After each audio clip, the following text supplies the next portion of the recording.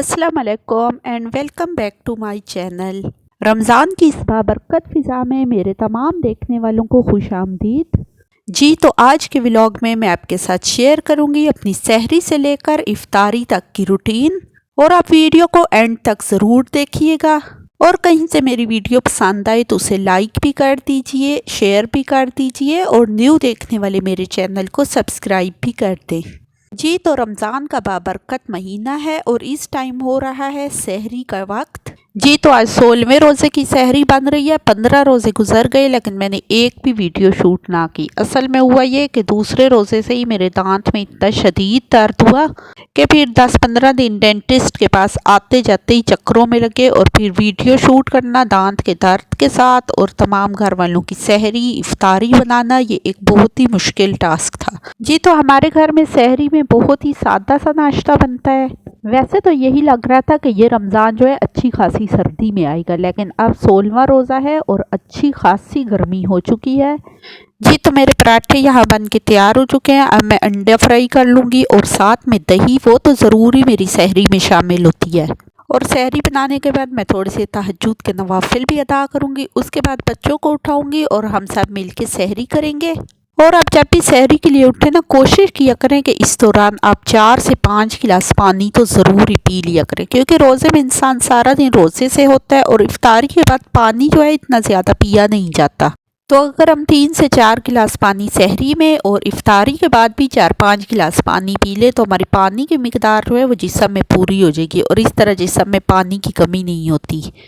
तो यहाँ मैं साथ ही चाय भी बना रही हूँ। चाय हमारे घर में बहुत ही कम बनती है, क्योंकि बच्चे तो बिल्कुल चाय पीते भी नहीं। बस मैं ही 1 कप चाय पीती हूँ, क्योंकि अगर चाय ना पिए ना तो सारा दिन सर में दर्द रहे जी। तो मैंने बच्चों को भी जगा लिया और सब ने सहरी कर लिया। और सहरी करने के बाद ना पता है फ़ौरन ही मैं किचन की सफाई जो है वो स्टार्ट कर लेती हूँ। सारे बर्तन भी साथ ही धो लेती हूँ, क्योंकि अगर सारे काम साथ ही साथ हो जाए ना तो बोझ बहुत ही हल्का हो जाता है।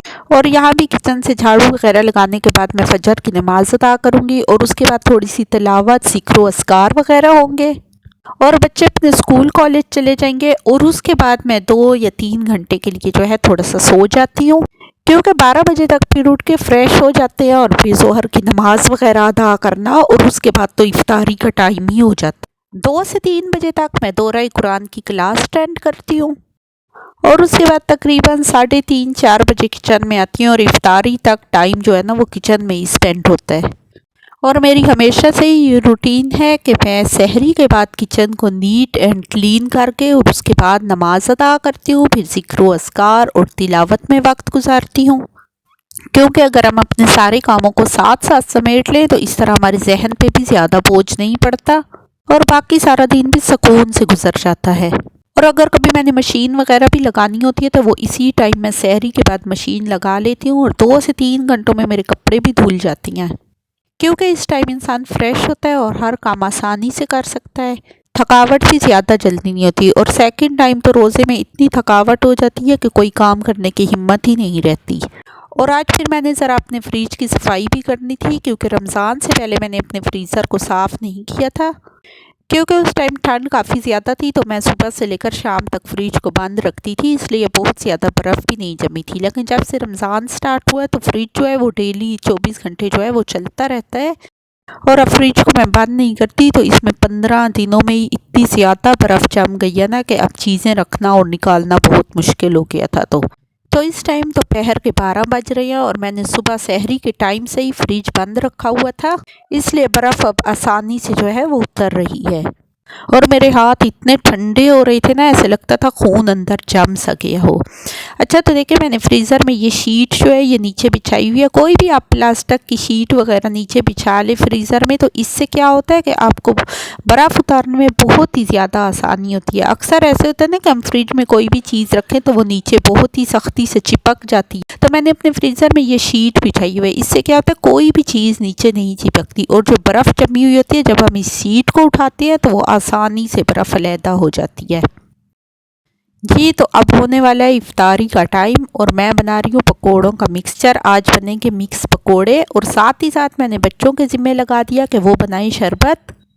और इफ्तारी का ये टाइम बहुत ही एक सुकून का टाइम होता है। हर किसी को जल्दी पड़ी हुई होती है, हर कोई अपने काम में बिज़ी होता है। कोई पकोड़े तल रहा है, कोई शरबत बना रहा है, कोई दस्तरखान बिछा रहा है। तो जब रमज़ान गुजर जाता है तो रमज़ान की ये रौनक जो है ना वो याद आती है। और मैंने फ्रूट चाट के लिए फ्रूट भी काट लिया है और यहाँ बन रहे हैं चना चाट, दही भल्ले वगैरह। और इफ्तारी का टाइम करीब आ चुका है और हम सब बहुत ही जल्दी में लगे हुए हैं। यहाँ मैंने दही भल्ले भी तैयार कर लिए हैं, बहुत ही मज़े के दही भल्ले बने हैं। और साथ में फ्राई हो रही हैं होममेड समोसे और रोल जो कि मैंने घर में तैयार किए थे। और जी अल्हम्दुलिल्लाह अब अजान होने का इंतज़ार है। और इफ्तारी के बाद मैं किचन के बर्तन फ़ौरन ही धो के किचन को क्लोज़ कर लेती हूँ। और चाय वगैरह तो वैसे ही इफ्तारी के बाद बनती है।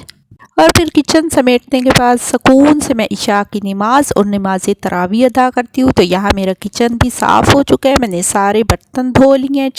तो आज का व्लॉग यहाँ तक ही, इंशाल्लाह मिलते हैं फिर नेक्स्ट व्लॉग में। तब तक के लिए अल्लाह हाफिज़, टेक केयर।